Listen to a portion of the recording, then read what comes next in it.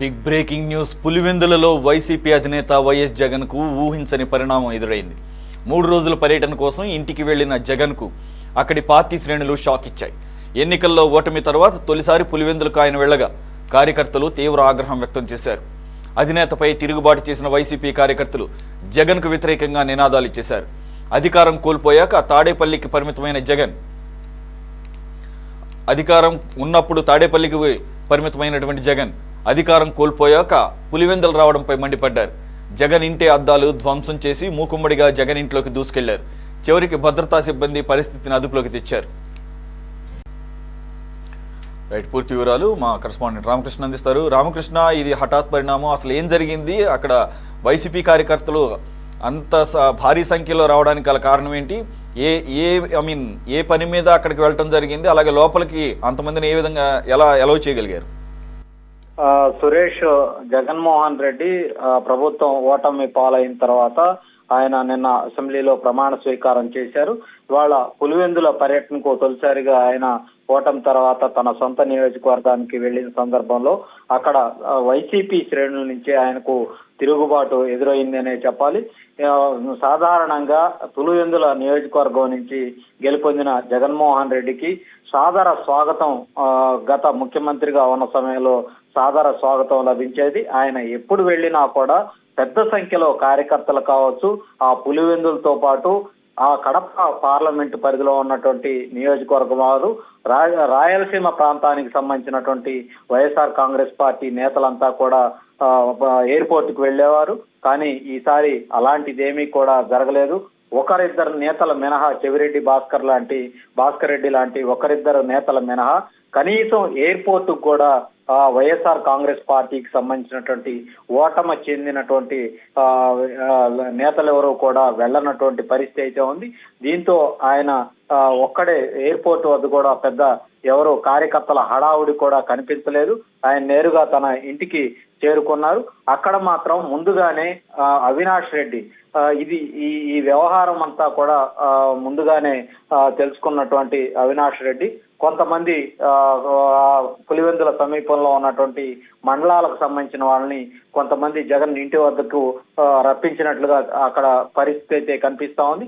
అదే క్రమంలో కొంతమంది వైసీపీలోని ఒక వర్గం తీవ్ర స్థాయిలో జగన్మోహన్ రెడ్డి వైఖరిని నిరసిస్తూ పెద్ద ఎత్తున నినాదాలు చేస్తూ వాళ్ళు తమ యొక్క ఆందోళన కొనసాగించినటువంటి దృశ్యాలు చాలా స్పష్టంగా కనిపిస్తా ఉన్నాయి. కొంతమంది అయితే ఆగ్రహానికి గురై గతంలో ముఖ్యమంత్రి ఉన్న సమయంలో కనీసం మా యొక్క సమస్యలు చెప్పుకునేందుకు కూడా జగన్మోహన్ రెడ్డి పులివెందుల్లో అందుబాటులో ఉండేవాడు కాదు.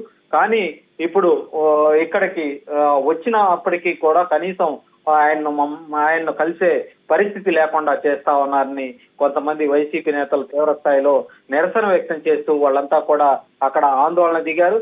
ఏకంగా ఒక వైసీపీకి చెందిన కార్యకర్త అయితే ఆగ్రహానికి గురై జగన్మోహన్ రెడ్డి తీరును నిరసనగా కిటికీ అద్దాలను రాయి రువ్వి ధ్వంసం చేశారు. దీంతో అద్దాలు పగిలిపోయాయి. ఆ అద్దాలు పగిలినటువంటి విజువల్స్ చిత్రీకరించే కొంతమంది అక్కడ ఉన్నటువంటి ఒక వైసీపీ వర్గానికి సంబంధించిన వాళ్ళని వాళ్ళంతా కూడా నిలువరించే ప్రయత్నం అయితే చిత్రీకరించవద్దని నిలువరించే ప్రయత్నం అయితే చేశారు. మనం ఆ దృశ్యాల్లో కూడా చూడొచ్చు. కిటికీ వద్ద వాళ్ళంతా కూడా వైసీపీకి సంబంధించి జగన్మోహన్ రెడ్డి అనుచరులు ఆ అద్దాలు పగలగొట్టినటువంటి ఆ అద్దపు పెంకులను ఏరివేసే దృష్టి అయితే కనిపిస్తుంది. ఎవరైతే ఆ రాయి రువ్వారో అతన్ని కూడా పట్టుకొని ఎవరు నువ్వు అని విచారించే దృశ్యాలు కూడా మనం చూడొచ్చు. ఆయన ద్వారం ముందు, జగన్మోహన్ రెడ్డి ఉన్నటువంటి ద్వారం ముందు పెద్ద ఎత్తున నిరసన వ్యక్తం అవుతున్నటువంటి దృశ్యాలు అయితే మనం చూస్తా ఉన్నాం. ప్రధానంగా మనం పులివెందుల్లోకి సంబంధించి అక్కడికి వచ్చినటువంటి ఆందోళనకారులు ఎవరైతే ఉన్నారో వాళ్ళల్లో చాలా మంది కాంట్రాక్టర్లు కూడా ఉన్నారు. ఎందుకంటే పులివెందుల అభివృద్ధి కోసం పాడా అనే సంస్థను ఏర్పాటు చేసి దాదాపుగా 700 కోట్ల రూపాయల పనులు అక్కడ ఉన్నటువంటి కాంట్రాక్టర్లు చేశారు.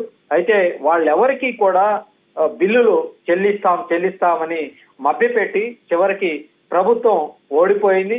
ఇప్పుడు వాళ్ళ బిల్లులు చెల్లించే పరిస్థితి అయితే లేదు. అయితే అదే క్రమంలో గత ఈ 5 ఏళ్ల కాలంలో పెద్దిరెడ్డి రామచంద్రారెడ్డి కావచ్చు, అదే విధంగా పులివెందుల్లో మెడికల్ కళాశాలకు 100 కోట్ల రూపాయలకు సంబంధించినటువంటి బిల్లులు ఏవైతే ఉన్నాయో అవి, పెద్దిరెడ్డి రామచంద్రారెడ్డి సంస్థలకు సంబంధించినటువంటి వేల కోట్ల రూపాయలు మాత్రం జగన్మోహన్ రెడ్డి ప్రభుత్వం ఎన్నికలు పూర్తయిన తర్వాత పోలింగ్ ఏదైతే ఈ కౌంటింగ్ కు ముందు వాళ్ళందరికీ కూడా వేల కోట్ల రూపాయల బిల్లులు అడ్డగోలుగా దోచిపెట్టినటువంటి పరిస్థితి అయితే ఉందని ఆ రోజు తెలుగుదేశం పార్టీ నేతలు కూడా ఆరోపించారు. అయితే ప్రస్తుతం అక్కడ ఈ పాడ అనే సంస్థ కింద ఎవరైతే ఈ కాంట్రాక్ట్ పనులు చేశారో చాలా మందికి వాళ్ళంతా కూడా చిన్న చిన్న కాంట్రాక్టర్లు, వాళ్ళ కనీసం బిల్లులు చెల్లించలేనటువంటి పరిస్థితి అయితే ఉంది. దీంతో వాళ్ళు కూడా తీవ్రమైనటువంటి ఆగ్రహానికి గురై ఇవాళ జగన్మోహన్ రెడ్డి ఇంటి వద్ద వాళ్ళు కూడా పెద్ద ఎత్తున ముట్టడించి ఆందోళనకు దిగినటువంటి పరిస్థితి అయితే చాలా స్పష్టంగా కనిపించింది. ఏదేమైనప్పటికీ కూడా రాయలసీమ ప్రాంతంలో ఒకప్పుడు ఉన్నటువంటి ప్రాభవాన్ని ప్రస్తుతం జగన్మోహన్ రెడ్డి కోల్పోయాడనే చెప్పాలి.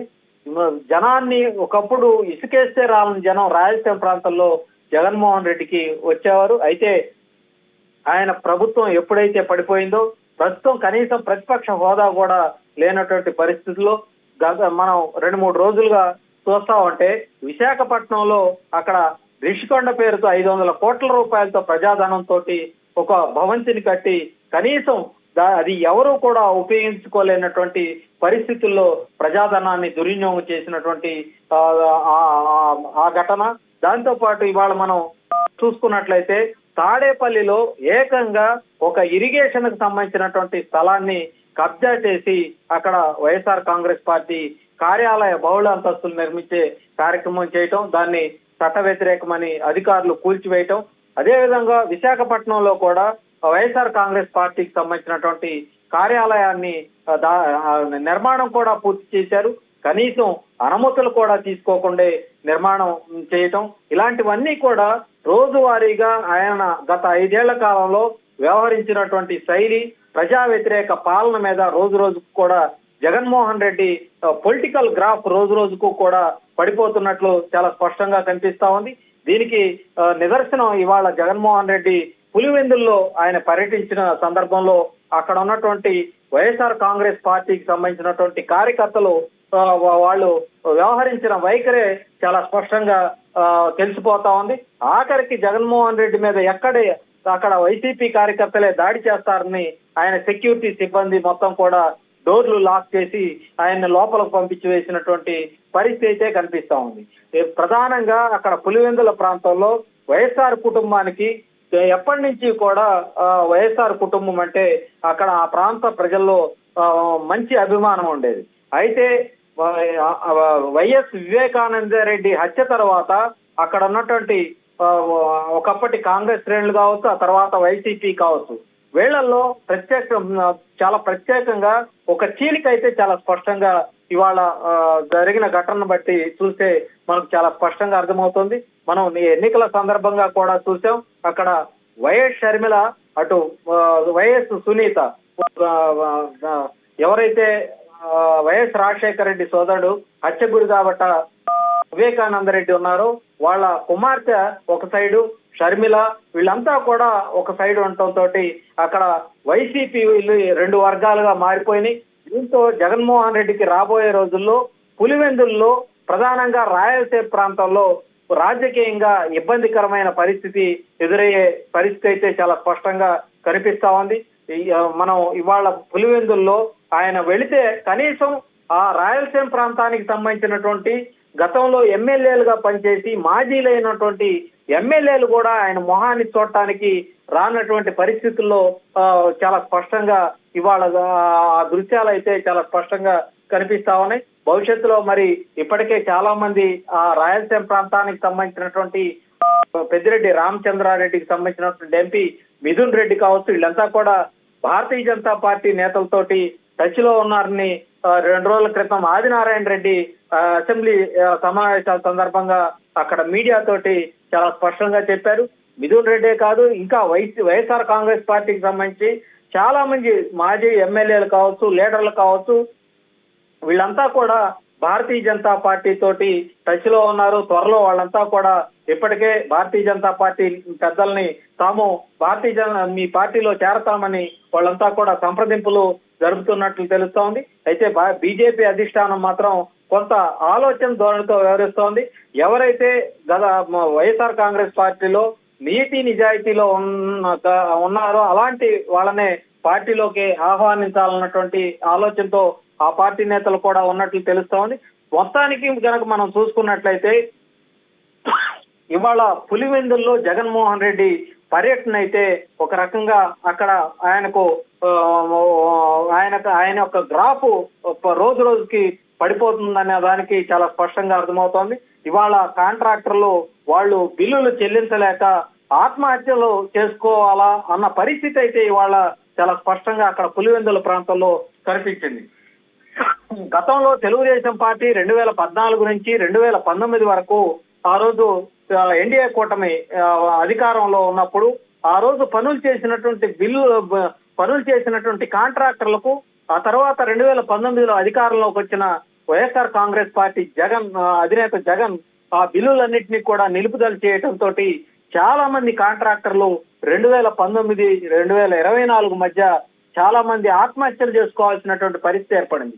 వాళ్ళు అప్పులు చేసి మరి 2014, 2019 మధ్య ప్రభుత్వానికి సంబంధించినటువంటి అనేక భవన నిర్మాణాలు కావచ్చు, రోడ్లు కావచ్చు, ఇతరత్ర మౌలిక సదుపాయాలు కావచ్చు, ఆ కాంట్రాక్టులు దక్కించుకొని వాళ్ళు అప్పులు తెచ్చి మరి ఆ పనులన్నీ పూర్తి చేశారు. కానీ వాళ్ళ బిల్లులు చెల్లించాల్సినటువంటి ప్రభుత్వం అంటే 2019 తర్వాత అధికారంలోకి వచ్చినటువంటి జగన్మోహన్ రెడ్డి ప్రభుత్వం కనీసం ఆ గత ప్రభుత్వంలో మీరు పనులు చేశారు కాబట్టి మీ బిల్లులు చెల్లించమని చాలా స్పష్టంగా కరాఖండిగా చెప్పడంతో 5 ఏళ్లుగా 2014, 19 మధ్య పనులు చేసినటువంటి కాంట్రాక్టర్లకు బిల్లులు లేవు. చాలా మంది రాష్ట్ర వ్యాప్తంగా అనేక మంది కాంట్రాక్టర్లు బిల్లులు రాక అప్పులు తీర్చలేక అప్పులు ఇచ్చిన వాళ్ళంతా కూడా ఇళ్ల మీద పడి ఇబ్బందులకు గురి చేయడంతో చాలా మంది కూడా ఆత్మహత్యలు చేసుకోవాల్సినటువంటి పరిస్థితి ఏర్పడింది. ఇవాళ 2019 నుంచి 24 వరకు జగన్మోహన్ రెడ్డి ప్రభుత్వం అధికారంలో ఉంటే చాలా మంది చిన్న కాంట్రాక్టులు వాళ్ళంతా కూడా సకాలంలో బిల్లులు చెల్లిస్తారని వాళ్ళంతా కూడా రాష్ట్ర వ్యాప్తంగా వాళ్ళంతా కూడా పనులు చేశారు. అయితే జగన్మోహన్ రెడ్డి ప్రభుత్వం మాత్రం ఎవరైతే పెద్దలు ఉన్నారో పెద్దిరెడ్డి రామచంద్రారెడ్డి కావచ్చు, ఇతర ఎమ్మెల్యేలు కావచ్చు, వాళ్ళ యొక్క బిల్లులు మాత్రమే హడావుడిగా ఎన్నికలకు ముందు పోలింగ్ పూర్తయిన తర్వాత వాళ్ళ యొక్క బిల్లులన్నింటినీ కూడా చెల్లించేశారు. చిన్న కాంట్రాక్టర్లు వాళ్ళకి బిల్లులు చెల్లించకపోవడంతో ఇవాళ వాళ్ళ పరిస్థితి అగమ్య గోచరంగా ఉంది. ఇప్పుడు కొత్తగా వచ్చిన ఎన్డీఏ ప్రభుత్వం ఆ బిల్లులు చెల్లిస్తుందా లేదా, అసలు పన్నుల సంగతి ఏంటి, ఇవన్నీ కూడా పనులు జరిగినాయా లేదా, వీటి మీద పూర్తి స్థాయి దర్యాప్తు చేసేందుకు కూడా ఇటు చంద్రబాబు ప్రభుత్వం సిద్ధమవుతా ఉంది. కొంతమంది అసలు పనులు చేయకుండానే బిల్లులు తీసుకున్నటువంటి ఆరోపణలు కూడా వస్తా ఉన్నాయి. మరి పెద్దిరెడ్డి రామచంద్రాల లాంటి వ్యక్తులు తెర వెనుక కొన్ని పనులు చేశారు. మరి ఆ పనులకి బిల్లులు అయితే తీసుకోవాలన్నారు. ఆ పనులు అసలు చేశారా లేదా అనేది బహుశా రేపు మంత్రివర్గ సమావేశం 24వ తారీఖు జరగబోతా ఉంది. అన్ని శాఖల్లో జరిగినటువంటి అవినీతి మీద పూర్తి స్థాయిలో దర్యాప్తు చేయబోతా ఉన్నారు. దాని మీద శ్వేతపత్రాలు కూడా విడుదల చేయాలని ముఖ్యమంత్రి చంద్రబాబు నిర్ణయించినటువంటి పరిస్థితి ఉంది.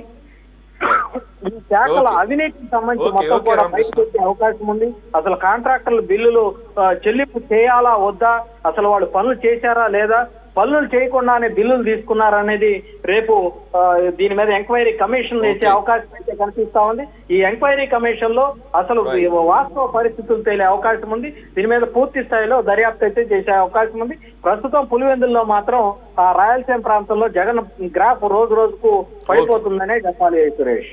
Right, thank you very much Ramakrishna.